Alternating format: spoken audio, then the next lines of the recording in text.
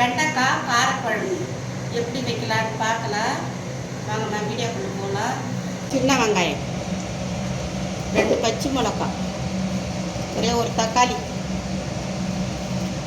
கொத்தமல்லி தழை, புதினா தழை, கருவேப்பிலை, பூண்டு,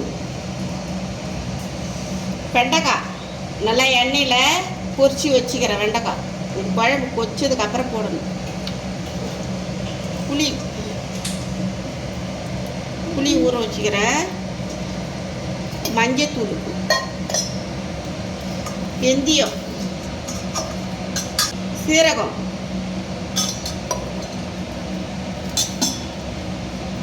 கடுகு, மல்லித்தூள்,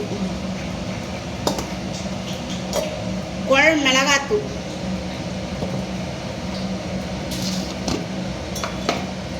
வடகம். இப்போ இது எல்லாத்தையும் போட்டு எப்படி செய்யலான்னு பார்க்கலாம். வாங்க நான் வீடியோக்குள்ளே போகணும். மல்லாட்டை எண்ணெய் ஊற்றிக்கலாம். கொஞ்சோண்டு ஊற்றிக்கலாம். இதான் காரப்பழம் நல்லா கடுகு, உளுத்த பருப்பு போட்டுக்கலாம். வெந்தயம் 1 டீஸ்பூன் போட்டுக்கலாம்.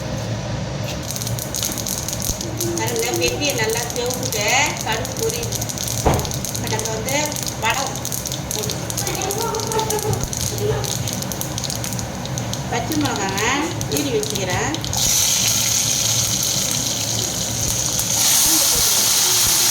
வெங்காயம், சின்ன வெங்காயம்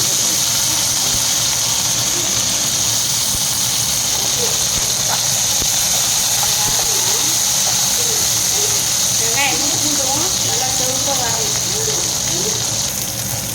வெங்காயமும் பூண்டும் செவந்துட்டு நல்லா வதங்கிட்டு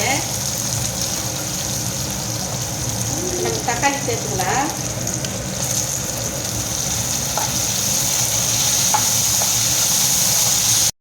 போட்டுக்கலாங்க.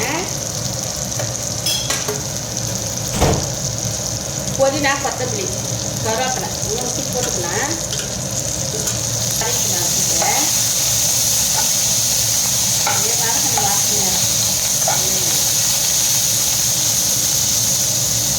நல்லா வதங்கி 1.25 கரண்டி போதும். வேறு கரண்டி இப்போ வந்து இதை நல்லா நம்ம எண்ணெயில் வதக்கலாங்க.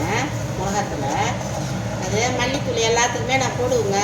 காரம் இருக்கக்கூடாது, குழந்தை பிறந்ததுக்குள்ள, அதனால் காரம் சாப்பிடக்கூடாது, வயிறு வலிக்கும். அதனால் மல்லித்தூள் எல்லாத்துலேயுமே சேர்த்துக்கணும்.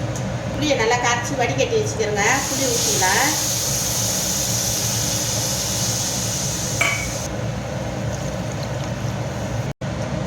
அவ்வளோதாங்க. கொஞ்ச நேரம் கொதிக்கணும். கொச்சதுக்கப்புறமா வெண்டைக்காயை நம்ம வந்து எண்ணெயில் நல்லா பொரிச்சு வச்சுக்கிறோம். ஒரு கொச்சதுக்கப்புறம் போட்டுக்கலாம் வெண்டைக்காயை. பார்க்கலாங்க.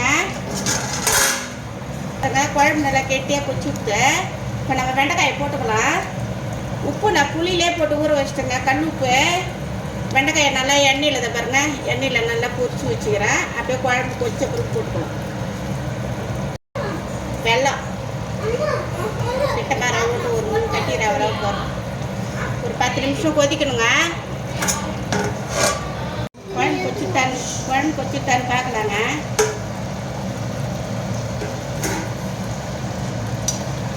குழம்பு பாருங்க நல்லா கெட்டியாக கொச்சி வந்துட்டு பாருங்க. கெட்டியாக பாருங்க.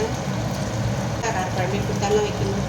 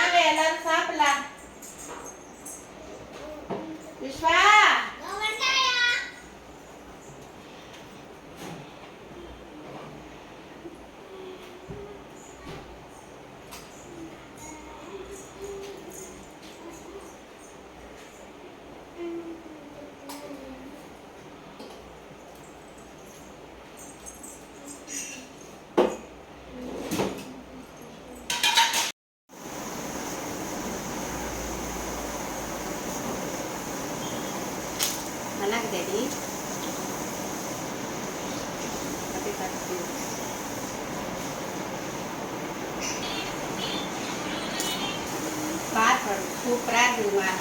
நீங்களும் இந்த மாதிரி செஞ்சு பாருங்கள். செஞ்சு பார்த்துட்டு எப்படி இருக்குதுன்னு கமெண்டில் சொல்லுங்கள்.